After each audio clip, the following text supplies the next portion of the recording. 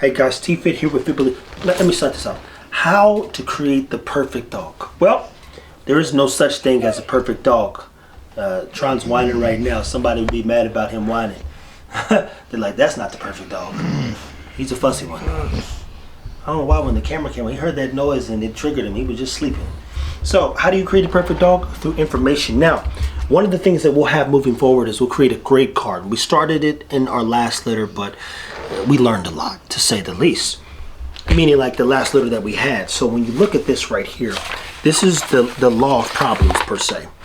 Square means a male, circle means a female, diamond means you don't know the sex. When you start filling it in, I forgot what it said. If the animal is phenotypically affected by the depicted trait in the square, circle, diamond, the shape completely filled in. So that's another thing. So now, and then if there's a circle through a line with it or any of these symbols with the line through it, what does that mean? The dogs did not make it. They died.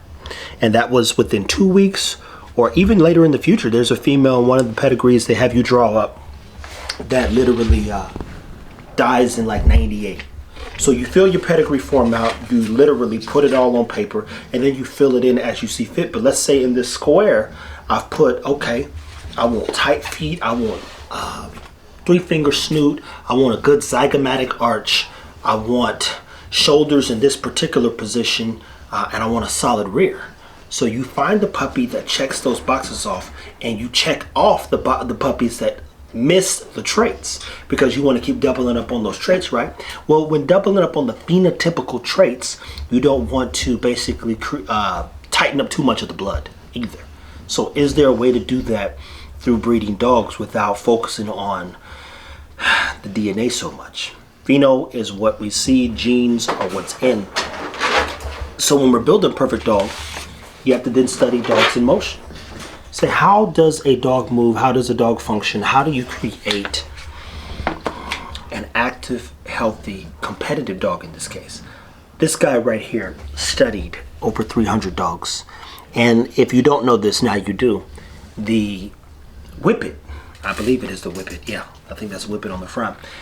And we saw the Whippet on ESPN, remember? That Whippet that won? Is the most proficient moving dog on earth.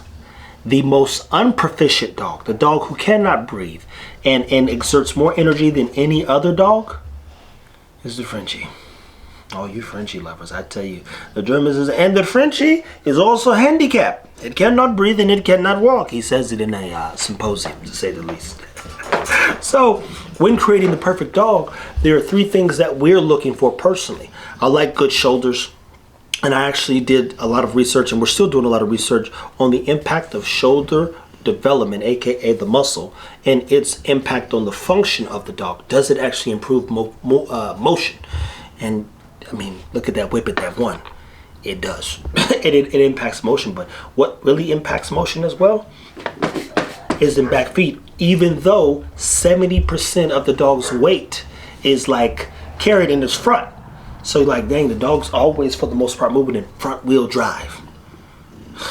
It's not a good thing. You know, if you get stuck in the snow, some snow, you like, front wheel drive is not it. So 2 books, for one, I'd recommend is Control Canine Genetics, Control of Canine Genetic Disease, and Dogs in Motion. 2 great books to read. And then even more importantly, you got to write your codex. And I'll do it on this. I'm still taking notes on a lot of this stuff. Yesterday I read about 10 chapters of a reproduction book in this book.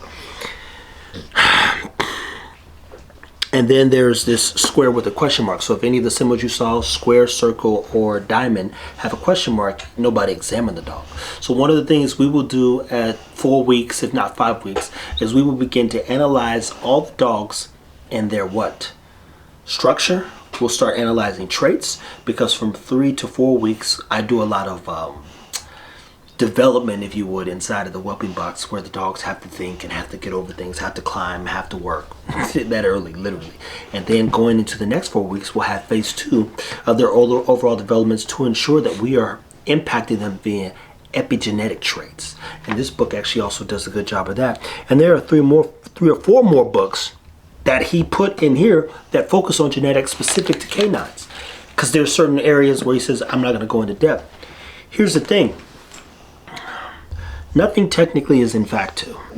And you know, the question in this life, is anything ever really true? The one thing that is true is the fact that, you know, we all owe God a death, or whoever you believe in. So you have to do the best you can with what you have, with where you're at, you know, informationally speaking. And one of the things I like to do is analyze kind of the facts, but also apply them. So disease is one of the things that's coming up, and everybody's saying health test, health test, health test. There's even a guy that messaged me last night and he says, hey, what studs do you have available, and what health tests have they done? I'll be very honest and say I'm not doing any health tests, and I think that'll be the next video, why I don't health test. We'll answer that there. But when building the perfect dog, write up a vision. Let me show you a dog that I've been inspired by for over 10 years. And then from there, I'll tell you, I know his name already when I do create him, because it's going to be one of the things that I'm dying. Look, this literally says 2010. That's my name. That's my Facebook. I'm about to deactivate that book, so don't go find me. But that says 2010, and that's a dog that inspired me. 2010? 12 years ago. 12 going on 13 years ago. That was my profile picture at once, and that's not even my dog. I was like, godly, that boy looks good. Imagine if I could create a whole line look just like that. We said it before, we're going to create an American Terrier. One of the things that they've done is run away from the dog. And running away from the dog, meaning the pit bull, you've actually created more problems. And to a degree, they've reduced the same amount of problems, to be clear.